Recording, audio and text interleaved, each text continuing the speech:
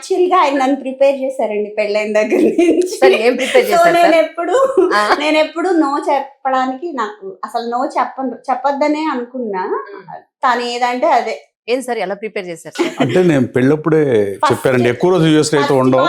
అంటే ఒక రకంగా కిడ్స్ లేటుగా పుడతాం వాళ్ళు ఇన్ని ఏళ్ళకి వచ్చాక, కానీ కిడ్స్ ఇంకో 5-6 ఏళ్ళు, ఒక 7-8 years లేటుగా పుట్టింది మా పాప. మా ఫాదర్ కూడా 12 years పుట్టారు మా తెలీదు. నాయనమ్మకి. ఇప్పుడు చాలా మంది పిల్లల మధ్యలో 11 నుంచి 12 గ్యాప్ ఉన్న వాళ్ళు ఇప్పుడు చాలా మంది ఉన్నారు. కొత్తగా నడుస్తుంది. 11 years కి yeah, yeah. So It's a వాళ్ళు quite common.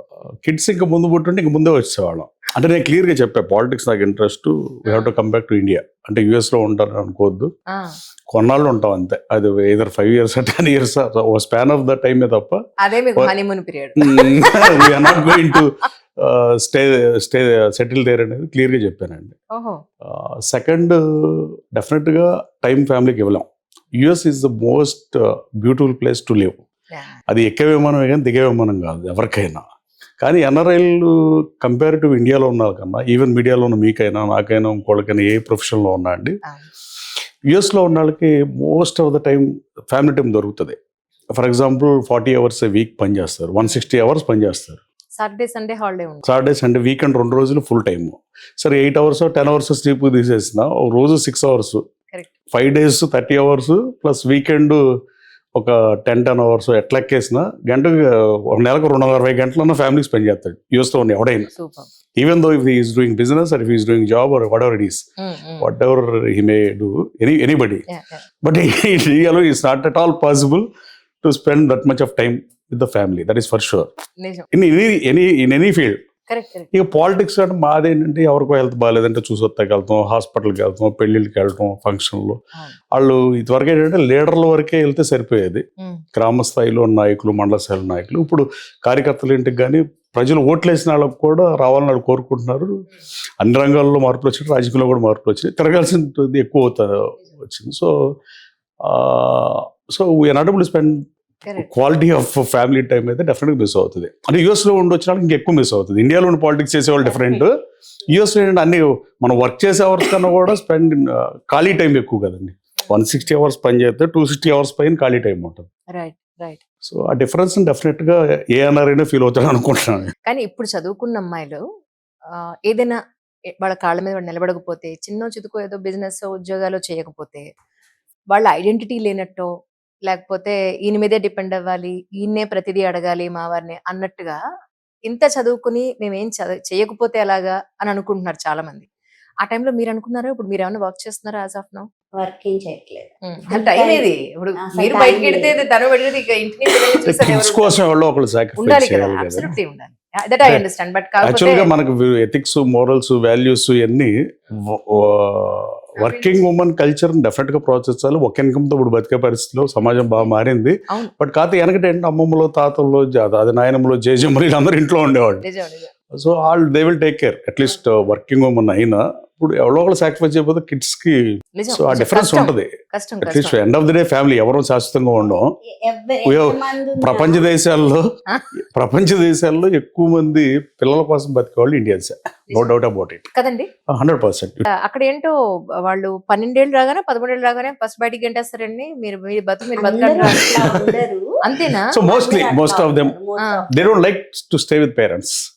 సో అదొక రీజన్ నేను ఇండియా మూవీ పోవడానికి. రాజకీయాలు మెయిన్ రీజన్, సెకండ్ రీజన్ కూడా అక్కడ పెంచొద్దని ఫస్ట్ నుంచి అనుకునేవాళ్ళం. మన ఒపీనియన్ మనది, పబ్లిక్ ఒపీనియన్ డిఫరెంట్ ఉంటుంది. ఎవరి ఒపీనియన్ గౌరవించాలి కానీ, but that's what I felt అండి. అమ్మమ్మలు, నాయనమ్మలు, తాతమ్మలు ఎంతమంది ఉన్నా మదర్ ఉంటేనే కిడ్స్ వాళ్ళు కంఫర్టబుల్ గా ఉంటారని నాకు అనిపించింది. నేను ఇప్పుడు పాలిటిక్స్ లో లాస్ట్ ఎలక్షన్స్ కి ఒక 1 month తిరిగాను, ఈ ఎలక్షన్ కి 2 months, more than 2 months తిరిగాను. బట్ ఆ 2 months వీళ్ళు బాగా మిస్ అయ్యారు. అప్పుడు అందరూ ఉన్నారు, చూసుకునే వాళ్ళు అందరూ ఉన్నారు, కానీ మా మదర్ ఉన్నారు, అత్తయ్య ఉన్నారు, but still they use to miss 12కి వచ్చేదాకా వెయిట్ చేస్తా ఉండేవాళ్ళు. సో మామే అనిపించింది. So I did a right thing. అంటే వర్క్ చెయ్యను, నేను ఫిక్స్ అయిపోయి అనుకున్నాను కాబట్టి. కానీ నిజానికి మదర్కి మించిన సాక్రిఫైస్ ఇంకేం లేదండి. సాక్రిఫైస్ కూడా కాదేమో, అది మనం ఇష్టంతో చేస్తామేమో. అవును, ఒకవేళ వాళ్ళకి ఆ టైం కి మనం లేకపోయినా ఆ గిల్టీ కాన్షియస్ మనకే ఉంటుంది. అయ్యో డెఫినెట్ గా ఆ టైం కన్నం ఆ. పెట్టలేదు, వాళ్ళు ఆ 2 పడుకున్నప్పుడు months మనం కి ఇప్పటికి నాకు గిల్ట్ గా ఉంటది. నేను అనవసరంగా తిరిగాను, ఎలాగో గెలుస్తారు కదా, ఎందుకు వెళ్ళాను పిల్లల్ని వదిలేసి అనిపిస్తుంది. బట్ అయిపోయింది కదా. కానీ ఫస్ట్ టైం ఎలక్షన్ అప్పుడు అతి తక్కువ నెంబర్ తోటి ఆయన ఓడిపోవడం జరిగింది. ఆయన బయటంతా తిరిగి ఎలక్షన్ అన్ని చూసిన తర్వాత, ఓటమి చేసిన తర్వాత ఇంటికి వచ్చిన తర్వాత ఆయన చూసినప్పుడు మీకు ఏమనిపించింది? చాలా బాధ అనిపిస్తుంది. ఆయన డ్రీమ్ కదా అది. చిన్న నా పెళ్ళికి ముందు నుంచే అది ఆయనతో ఉంది కదా అవును. డ్రీమ్. సో ఆయన్ని దగ్గరగా చూసింది నేనే కాబట్టి, ఆ డ్రీమ్ ఎలా ఫుల్ఫిల్ చేసుకోవాలనేది వర్క్ చేసింది చూసిందంతా నేను కాబట్టి, I felt so bad, so devastating. ఇంకా పెద్ద పదాలు ఏమి చెప్పలేము. అదే పెద్ద ఏముంటే అవి ఇక. చాలా బాధ అనిపించింది, కానీ యూ హ్యావ్ టు యాక్సెప్ట్. అప్పుడు నిజంగా ఇంటికి వచ్చిన తర్వాత మీకు మానసికంగా ఒక ధైర్యాన్ని ఇచ్చింది ఎవరు అంటే ఏం చెప్తారు సార్? ఆబ్వియస్లీ ఇంట్లో వాళ్ళు ఫస్ట్ వైఫ్ పేరెంట్స్ అందరూ ఫీల్ బ్యాడ్ కదండి. అంటే family, entire family. But Correct. దగ్గరగా నేరో ఓడిపోకుండా 10,000 ఓట్లు ఓడిపోయి ఉంటే నా వైఫ్ అయినా లైట్ తీసుకునేది, మా పేరెంట్స్ అయినా లైట్ తీసుకునేవాళ్ళు. End of the human beings కదండి. 2,70,000 ఓట్లలో 0.01% తేడా అవుతాం అంటే దురదృష్టం అట్ పీక్స్ అనుకోవచ్చు. అంటే బ్యాడ్ లక్ కూడా ఇంకా. నేను అమ్మవారి భక్తురాలండి, ఎక్కువ టెంపుల్కి వెళ్తా. సంతోషం వచ్చినా, బాధ వచ్చినా, ఏదొచ్చినా ఫస్ట్ అమ్మ దగ్గరికి వెళ్ళి చెప్పుకుంటా. సో నాకు 2 days తర్వాత చాలా ఇల్లంతా చాలా సారఫుల్ గా ఉంది, నాకేం తోచట్లేదు. ఆ గుడికి వెళ్తే అక్కడ ఎవరో చెప్పుకుంటుంటే జస్ట్ నేను ఇలా కూర్చున్నాను, ఎవరో చెప్పుకుంటుంటే విన్నా. ఏ చేసినా అమ్మ మన మంచికే చేస్తుంది. సో ఇది మంచి అని మనకి ఇప్పుడు తెలియకపోవచ్చు, తర్వాత తెలుస్తుంది. సో అది యాక్సెప్ట్ చేసి అని వాళ్ళు ఏదో చెప్పుకుంటున్నారు. సో అది నాకు మైండ్ లో బాగా పడింది. నేను ఇంటికి వచ్చి అదే చెప్పాను, మేబీ మనకు మంచి చేయాలనే అమ్మవారు ఇట్లా చేసిందేమో, మీరు ఎక్కువ ఫీల్ అవ్వకండి అని ఏదో ఒకటి అట్లా చెప్తా ఉండేదాన్ని. అంటే మనకు నచ్చిందని తీసుకుంటాం కదా, Definitely. మనకు కావాల్సిన ఆన్సర్, ఎక్స్పెక్టెడ్ ఆన్సర్ తీసుకుంటాం. ఇలా సార్ అలా అనకండి సార్, మాట్లాడుతుంటారు. ఈయన మరీ టూ ప్రాక్టికల్ అండి, ఎలా భరిస్తున్నారో మీరు? టూ ప్రాక్టికల్ ఈయన సార్. ఒక అంటే నాకు ఆ రోజు అర్థమైపోయిందండి. ఆ రోజు ఎర్లీ మార్నింగ్ ఎలక్షన్ ప్రచారం చేసే రోజు లాస్ట్ డే, నాతో పాటు రమేష్ గారు కూడా ఉన్నారు ప్రచారంలో. ఆయన రామరపాడు గుడి దగ్గర టెంపుల్కి వెళ్దామని ఒక కార్యకర్త లాక్కెళ్ళాడు. అసలు ప్రోగ్రాంలో లేదు, మాకు ఓకే గుడి తీసలేదు.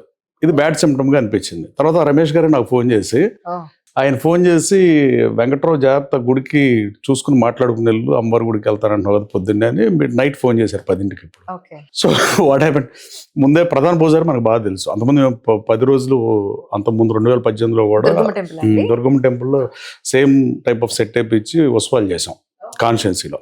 ఓకే ప్రధాన పూజారి తెలుసు, ఆయనతో ఫోన్ మాట్లాడి నేను వస్తున్నానని చెప్పి రమ్మన్నాడు. సంకేత్ సండ్లి గారా? కానీ తీరా వెళ్ళినాకండి అక్కడ కూడా దర్శనం దొరకలా. కరెక్ట్ గా లేట్ కాదు, అదే దేవుడు అమ్మవారికి నైవేద్యం పెడతాం ఏదో ఉంటది కదా, అందుకని కట్టనేస్తారు కదా. So that it self show something vent going bad అన్నట్టుగా. అంటే మనసులో చూపమంట కొన్ని చెప్పలేము కానీ, కొన్ని అంటే హౌ టు ఎక్స్ప్రెస్ అనేది చెప్పలేము కానీ మనసు అనిపిస్తూ ఉంటుంది కదా. So that what happen. ఇప్పుడు ఈ రోజు ప్రాక్టికల్ గా నేను దైవభక్తుడిని. నేను పూర్తిగా అంటే జ్యోతిష్కులను కూడా నమ్ముతాను కానీ, అంటే జాతకాలని నమ్ముతాను కానీ, అన్నిటిని. కానీ భక్తి డెఫినెట్ గా ఎక్కువే, నో డౌట్ అబౌట్ ఇట్. ఈ రోజు పొద్దున్న ఏం పూజ జరిగింది? నేను ఎమ్మెల్యే అయిన తర్వాత బాగా హ్యాపీయెస్ట్ ఏంటంటే, తిరుమల తిరుపతి దేవస్థానానికి దర్శనానికి వెళ్తే దర్శనం మంచిది దొరుకుతుంది.